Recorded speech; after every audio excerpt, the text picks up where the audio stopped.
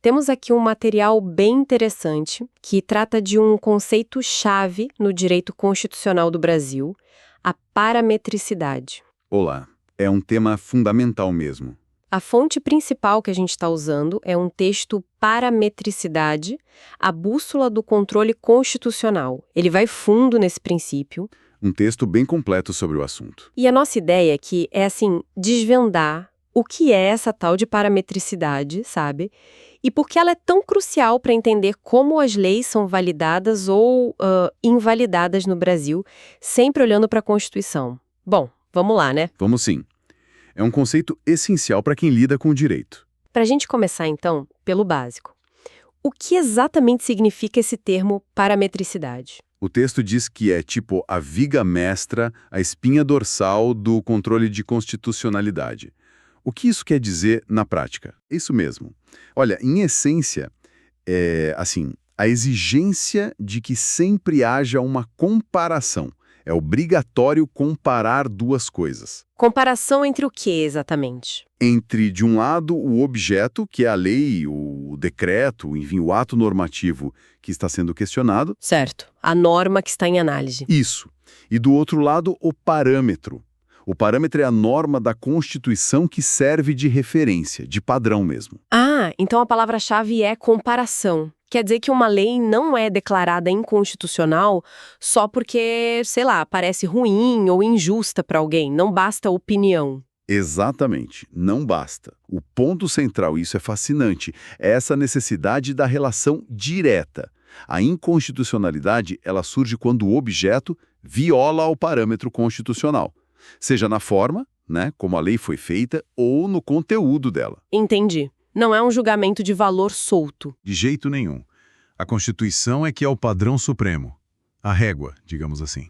Falando em régua e padrão, o material menciona muito a hierarquia normativa. A Constituição lá no topo, imagino. Sim, exatamente. A Constituição é a norma superior. Todas as outras normas, leis, decretos, tudo está abaixo dela. Tem que respeitar. E como essa hierarquia se liga com a parametricidade? Bom, a hierarquia é a base de tudo. E o controle de constitucionalidade é o mecanismo que a gente usa para verificar se as normas de baixo, as inferiores, estão de acordo com essa norma de cima, a Constituição. Faz sentido. Aí se a gente conecta isso com a parametricidade, veja bem, a parametricidade é a garantia de que essa verificação, essa checagem, não seja feita no ar, sabe? Sem um parâmetro constitucional claro, definido. Para comparar, simplesmente não tem como fazer o controle. Seria como tentar medir algo sem ter uma fita métrica. Entendi a analogia. O judiciário, principalmente o STF, ele atua como um fiscal, um árbitro dessa comparação obrigatória entre o objeto e o parâmetro. A parametricidade garante que essa arbitragem tenha um critério objetivo. Ok, a Constituição é a régua principal, mas aí o texto complica um pouquinho. Ele diz que o parâmetro não são só os artigos da Constituição, fala em bloco de constitucionalidade, isso parece importante. Quer dizer que a nossa régua é maior do que parece. O que mais entra nesse tal bloco? Aqui a coisa ganha mais corpo, digamos. É uma visão mais ampla do que tem força de Constituição. O bloco de constitucionalidade, de fato, vai além do texto numerado dos artigos. Certo? Ele inclui, primeiro, claro, todo o texto da Constituição Federal de 1988. Isso quer dizer, os artigos principais, mas também o preâmbulo, que dá o tom da interpretação, e o ADCT, o Ato das Disposições Constitucionais Transitórias, que tem regras específicas ali. Ok, o texto todo, com preâmbulo e ADCT. Que mais? Segundo ponto, os princípios constitucionais. E aqui a coisa é bem abrangente, viu? Valem tanto os princípios que estão lá, escritos, expressos. Tipo legalidade, impessoalidade. Isso, o famoso LIMP, do artigo 37, legalidade, impessoalidade, moralidade, publicidade, eficiência. Mas também valem os princípios implícitos, aqueles não escritos. Não escritos, como assim? São aqueles que, embora não estejam numa frase específica na Constituição, são reconhecidos pela doutrina e pela jurisprudência do STF como essenciais para o sistema. Pense na razoabilidade, na proporcionalidade. Eles também servem de parâmetro para controlar as leis. Nossa, interessante. Até ideias fundamentais não escritas podem derrubar uma lei. E sobre normas que vêm de fora do Brasil. O texto fala de tratados internacionais. Exato, esse é o terceiro elemento importante, tratados internacionais de direitos humanos. E aqui tem uma diferença crucial, que a própria Constituição estabelece e o STF interpreta. Qual a diferença? Aqueles tratados de direitos humanos que são aprovados no Congresso com um rito especial, sabe? O mesmo das emendas constitucionais, ou seja, 2 casas, 2 turnos, 3/5 dos votos. Ah, um processo bem rigoroso. Muito. Esses tratados, quando aprovados assim, eles entram no nosso direito com força de emenda constitucional. Viram parte do bloco com status constitucional mesmo. O artigo 5º, parágrafo 3º, diz isso. O exemplo mais famoso é a Convenção sobre os Direitos das Pessoas com Deficiência. Entendi. E os outros tratados de direitos humanos? Aqueles que o Brasil assinou, mas que não passaram por essa votação superqualificada. Eles não valem como parâmetro? Valem, mas de um jeito diferente. Eles não ficam de fora, mas a posição deles na hierarquia é outra. O STF pacificou o entendimento de que esses tratados têm status supralegal. Supralegal, o que isso significa? Significa que estão acima das leis comuns, tipo lei ordinária, lei complementar, mas estão abaixo da Constituição. Acima da lei, abaixo da Constituição. Isso. Mesmo não tendo status constitucional, eles funcionam sim como parâmetro de controle. Só que aí a gente fala mais em controle de convencionalidade. É uma análise para ver se as leis do Brasil estão de acordo com os tratados de direitos humanos que o país se comprometeu a seguir.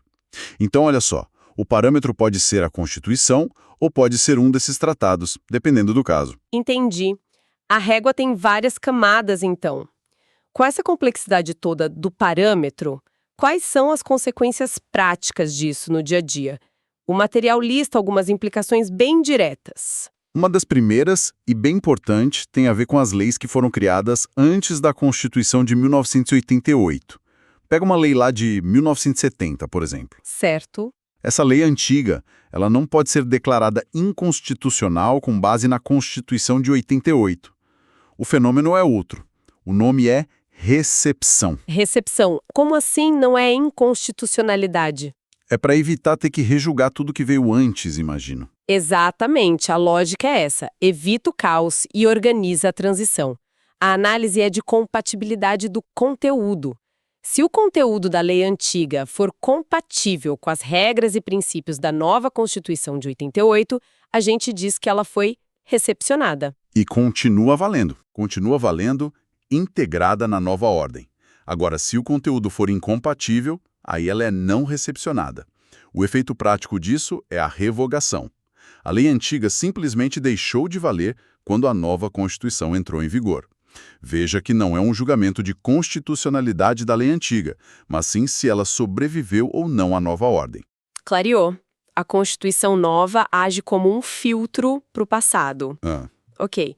E se a lei for feita depois de 88, mas já tiver sido revogada por outra lei, ainda dá para discutir se ela era constitucional? Olha, em regra, não. Se a lei que alguém quer questionar já foi revogada, já saiu do mundo jurídico, o controle de constitucionalidade perde o objeto. Perde o sentido, né? Exato. O STF entende que não adianta usar uma ADI, por exemplo, para analisar uma norma que não existe mais, que não produz mais efeitos. Já morreu. Entendi. Norma revogada, assunto encerrado para o controle. E existe aquela ideia de inconstitucionalidade superveniente? Tipo, uma lei nasce ok, compatível com a Constituição, mas com o tempo ela se torna inconstitucional, mesmo sem mudar o texto dela? É. Esse termo, inconstitucionalidade superveniente, é um pouco complicado. Tecnicamente, não é bem assim que funciona. A análise de constitucionalidade, via de regra, olha para a Constituição da época em que a lei foi feita. Uma lei não vira inconstitucional do nada com o tempo. Mas então o que pode acontecer? O que pode acontecer, e isso é um fenômeno super interessante e reconhecido, é a mutação constitucional. Mutação? Como assim? A Constituição muda sem mudar o texto escrito? Exatamente isso. A mutação não muda as palavras da Constituição. mas muda a interpretação que o STF, como guardião da Constituição, dá para uma certa norma constitucional, para o parâmetro. A interpretação muda. Essa nova interpretação do STF sobre o parâmetro constitucional pode fazer com que uma lei, que antes era vista como válida, passe a ser considerada incompatível com o novo sentido da norma constitucional. A lei não mudou, mas a régua mudou de interpretação. Entendi a sutileza. A lei é a mesma, mas o entendimento do parâmetro evolui. Realmente fascinante. Última questão prática que o material traz. E dentro da própria Constituição, uma norma da Constituição pode ser declarada inconstitucional usando outra norma da Constituição como parâmetro? Tem hierarquia lá dentro? Olha, como regra geral, não. Não existe hierarquia entre as normas constitucionais que nasceram com a Constituição, as originárias de 1988. Todas elas têm o mesmo nível máximo, então uma não pode invalidar a outra, em tese. Mas tem exceção. Tem. A exceção importante são as emendas constitucionais. As emendas, elas podem ser inconstitucionais? Podem sim. Embora façam parte da Constituição, as emendas são normas derivadas. Elas vêm do poder de reforma, que não é ilimitado como o poder que criou a Constituição original. E quais são esses limites? São as famosas cláusulas pétrea, lá no artigo 60, parágrafo 4º. Elas protegem coisas essenciais, a forma federativa de Estado, o voto direto, secreto, universal e periódico, a separação dos poderes e os direitos e garantias individuais. Certo, os pilares. Isso. Se uma emenda constitucional tentar acabar ou ferir gravemente uma dessas cláusulas pétreas, aí sim ela pode ser declarada inconstitucional pelo STF. Nesse caso específico, a cláusula pétrea funciona como parâmetro para controlar a validade da emenda, que é o objeto. Perfeito. Para a gente visualizar melhor tudo isso, o material dá um exemplo hipotético. Vamos imaginar que o Congresso aprove uma lei X, criando pena de prisão perpétua para corrupção, por exemplo. Como a gente aplicaria a parametricidade aí? Ótimo exemplo. Vamos analisar passo a passo. Nessa situação, primeiro, o objeto do controle seria essa lei X que cria a prisão perpétua. Ok. Segundo, a gente ia buscar o parâmetro na Constituição. E a gente encontraria rapidinho o artigo 5º, inciso XVI, a linha B. Ele diz claramente, não haverá penas, B, de caráter perpétua. Direto ao ponto. Exato. Terceiro, a análise. É só comparar. A lei X cria a pena perpétua. O artigo 5º proíbe a pena perpétua. O conflito material é direto, é óbvio, um choque total. Sem dúvida. E aí, finalmente, a conclusão. Essa lei X seria inconstitucional. Simples assim.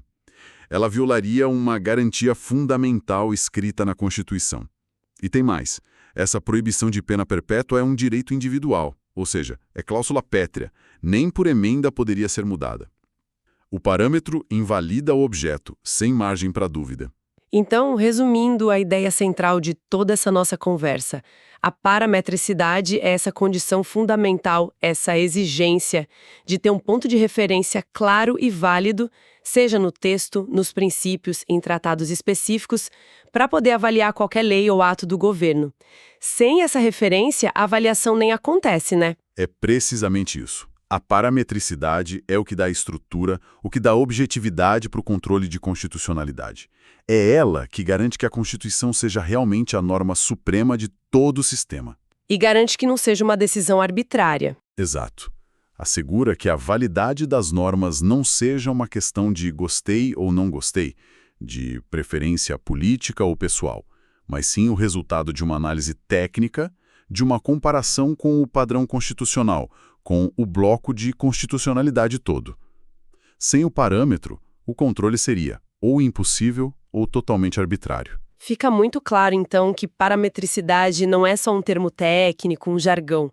É a própria lógica, a bússola, como o título da fonte sugere, que guia como a gente garante que as leis estejam alinhadas com as regras e valores fundamentais do país.